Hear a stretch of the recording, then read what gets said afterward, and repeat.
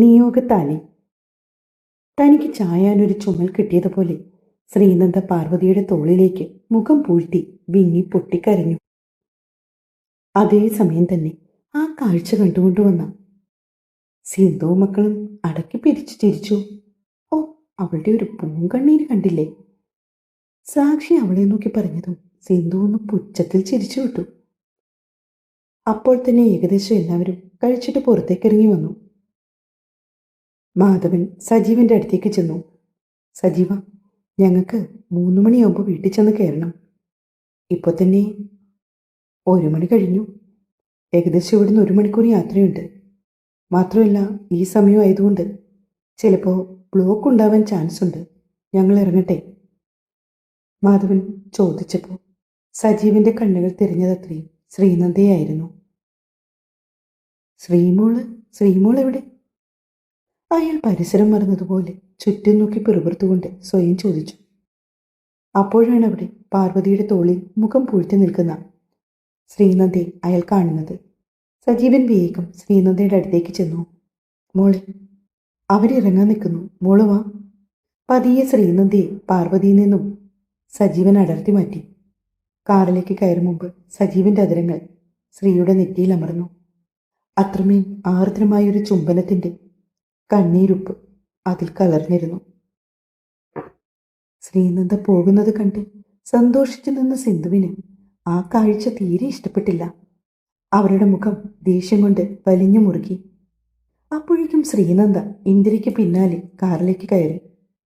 ആ കാഴ്ച സജീവനെ വല്ലാതെ പിടിച്ചുലച്ചു.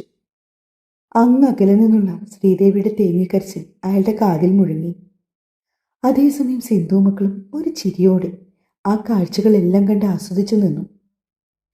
ശ്രീനന്ദ കാറിൽ കയറി ഡോറടച്ചതും പാർവതി ഓടിച്ചെന്നവൾക്ക് അടുത്തേക്ക് നിന്നു. താഴ്ത്തിയിട്ട ഗ്ലാസിൻ്റെ ഉള്ളിലൂടി അവളുടെ കയ്യിൽ അമർത്തിപ്പിടിച്ചു. ഇരുവരുടെയും കണ്ണുകൾ ഒരുപോലെ നിറഞ്ഞു. കാറ് പതിയെ മുന്നോട്ട് ചലിച്ചു. പാർവതി ശ്രീയുടെ കൈവിട്ട് പിന്നോട്ട് മാറി. തിരികെ പോകുന്ന വഴി ഡ്രൈവ് ചെയ്തത് അഥർവായിരുന്നു.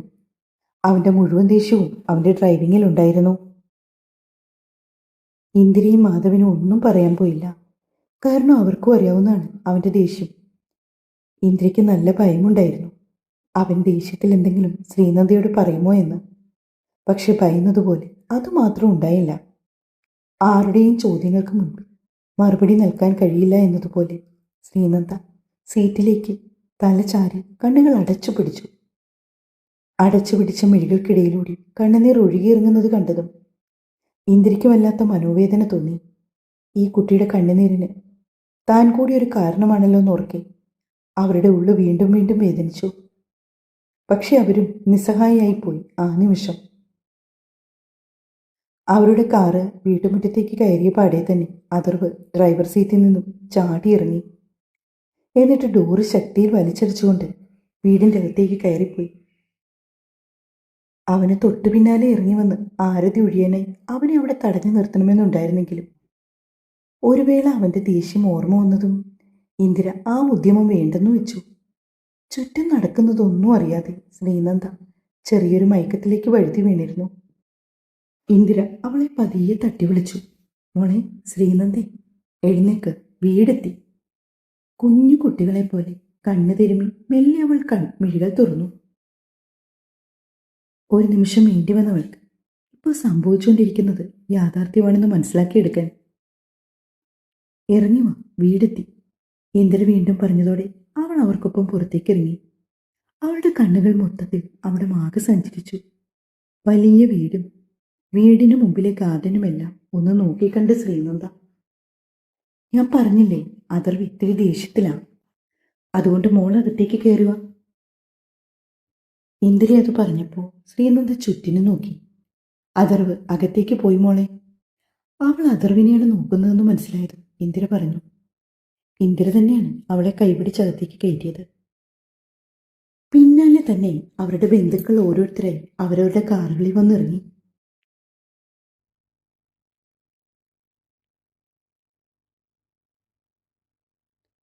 മുകളിൽ തന്നെ അഥർവിൻ്റെ റൂമിനോട് തൊട്ട് ചേർന്ന് മറ്റൊരു റൂം കൂടിയുണ്ട്. ഇന്ദിര അവളെ അവിടേക്കാണ് കൂട്ടിക്കൊണ്ടുപോയത്.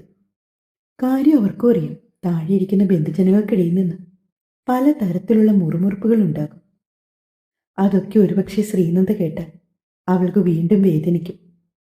അവളെ റൂമിൽ കൊണ്ടുവന്ന ശേഷം പതിയെ പിടിച്ച് അവളെ ബെഡിലേക്ക് ഇരുത്തി ഇന്ദിര. മോൾ ഒന്നുകൊണ്ടും വിഷമിക്കണ്ട.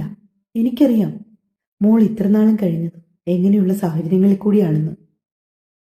അങ്ങനെ ഒരു പ്രതിസന്ധി ഒരിക്കലും നിനക്ക് ഇവിടെ ഉണ്ടാവില്ല. സന്തോഷവും സമാധാനവും ഉറപ്പായും നിനക്കിവിടെ തരും. പിന്നെ അഥർവിൻ്റെ കാര്യം, അവൻ്റെ സ്വഭാവം അത് മാറി വരാൻ കുറച്ച് സമയമെടുക്കും. അവൻ എന്നോട് ദേഷ്യമുണ്ട്, പക്ഷേ അതൊരിക്കലും മോളോട് അവൻ കാണിക്കില്ല. അങ്ങനെയാ ഞാനവനെ വളർത്തിയിരിക്കുന്നത്.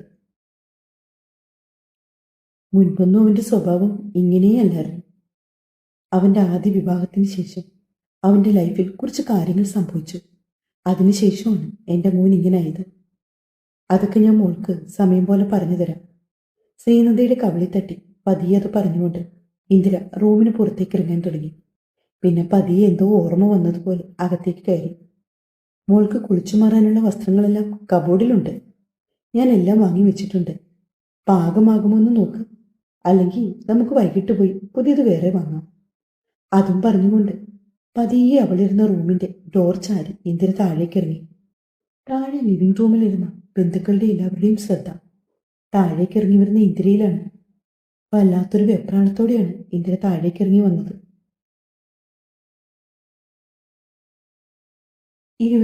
ഇവരുടെ ചോദ്യങ്ങൾക്ക് എന്തു മറുപടി കൊടുക്കുമെന്ന് ഓർക്കി അവർക്ക് വല്ലാത്ത മനപ്രയാസം തോന്നി. എന്നാലും എൻ്റെ ഇന്ദിരയെടുത്തി എന്തു ഭാവിച്ച ഇത്തിരി ഇല്ലാത്ത ഒരു പെങ്കൊച്ചിനെയാണോ അഥർവിന് വേണ്ടി കണ്ടുപിടിച്ചത്? അതിനെ കണ്ട 18 പോലും തികഞ്ഞില്ലെന്നേ പറയൂ. മാധവന്റെ ഇളയ അനിയത്തി മാലിനി പറഞ്ഞതും ഇന്ദിര അവരെ കണ്ടുമിഴിച്ചു നോക്കി. അവരുടെ ഇളയ മകൾ മാൽവിക്ക് വേണ്ടി അവർ ഒരിക്കൽ അഥർവിനെ ആലോചിച്ചതാണ്. അഥർവ് 2ാം കെട്ടുകാരനാണെങ്കിലും അവന്റെ കയ്യിൽ ആവശ്യത്തിനും അതിലധികം പണമുണ്ട്. മാത്രമല്ല ലോകത്തിന്റെ പല ഭാഗങ്ങളിലും ബിസിനസ്. അവൻ എത്രയൊക്കെ വസ്തുവും വീടും ഫ്ലാറ്റുകളും ഉണ്ടെന്ന് അവന് പോലും കൃത്യമായി അറിയില്ല. അങ്ങനെ ഒരുത്തനെ ഒന്ന് കെട്ടിയതിന്റെ പേരിലൊന്നും കൈവിട്ട് കളയാം മാൽവിക്ക് ഒരുക്കമായിരുന്നില്ല. അവൾ ഒരിക്കൽ അവളുടെ ഇഷ്ടം അഥർവിനോട് പറഞ്ഞതാണ്.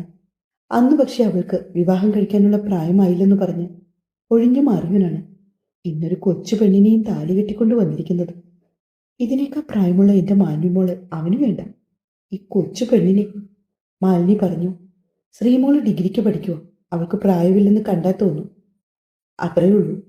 ഇന്ദിര പൂർത്തിയാക്കും മുന്നേ താഴേക്ക് ഇറങ്ങി വരുന്ന അഥർവിനെ കണ്ടിരുന്നു. വിവാഹ വേഷമൊക്കെ മാറ്റിയിട്ടുണ്ട്. ഒരു പാൻറ്റും ടീഷർട്ടുമാണ് അവന്റെ വേഷം. അവന്റെ കൂടെ തന്നെ ആരവുമുണ്ട്. ധൃതിയിൽ പുറത്തേക്കിറങ്ങാൻ തുടങ്ങുകയാണ് അഥർവ്. ഇന്ദിര ഓടിച്ചെന്ന് അവന്റെ കയ്യിൽ പിടിച്ചു. അഥർവ്, നീ എവിടേക്കാ പോകുന്നത്? അതെന്തിനാ അമ്മ അന്വേഷിക്കുന്നത്? എന്തായാലും എന്നെ കൊണ്ട് ഇത്രയും വരെ എത്തിച്ചില്ലേ അമ്മ. ഇനിയെങ്കിലും എനിക്ക് കുറച്ച് സ്വസ്ഥത വേണം മോനെ. അമ്മ നിന്റെ നല്ലതിനു വേണ്ടിയല്ലേ? ഇന്ദിര പറഞ്ഞു തുടങ്ങിയപ്പോൾ തന്നെ അഥർവ് കൈ ഉയർത്തി തടഞ്ഞു. മതിയമ്മ, മുൻപും അമ്മ ഇങ്ങനെ തന്നെയായിരുന്നു. ഇതിനു മുൻപ് എൻ്റെ നല്ലതിനു വേണ്ടി അമ്മ എനിക്ക് ചെയ്തു തന്ന ഉപകാരങ്ങളൊന്നും മറന്നിട്ടില്ലല്ലോ ഇതുവരെ. അമ്മ മറന്നാലും എനിക്കതൊന്നും അത്ര പെട്ടെന്ന് മറക്കാൻ കഴിയില്ല. അവൻ ഉദ്ദേശിച്ചത് അവൻ്റെ ആദ്യ ഭാര്യ ജ്യോതിയുമായിട്ടുള്ള അവൻ്റെ വിവാഹത്തെക്കുറിച്ചാണ്. അഥർവ് ജ്യോതിയെ ഉദ്ദേശിച്ചു പറഞ്ഞതും ഇന്ദിരയുടെ വായടഞ്ഞു പോയിരുന്നു. അവർ പിടിച്ചു വെച്ച കൈ കുടഞ്ഞെറിഞ്ഞുകൊണ്ട് അഥർവ് ആരവുമായിട്ട് പോർച്ചിലേക്ക് ഇറങ്ങിപ്പോയി. നിമി നേരത്തിനുള്ളിൽ അവന്റെ കാറ് സ്റ്റാർട്ടായിട്ട് ഗേറ്റ് കടന്ന് പുറത്തേക്ക് പോകുന്നത് കണ്ണീരോടെ നോക്കി നിന്ന് ഇന്ദിര. തുടരും. ശ്രീ ഡിഗ്രിക്കാണ് പഠിക്കുന്നത്. ഞാൻ മുന്നേ എഴുതിയതിൽ ഒരു മിസ്റ്റേക്ക് വന്നതാണ് കേട്ടോ.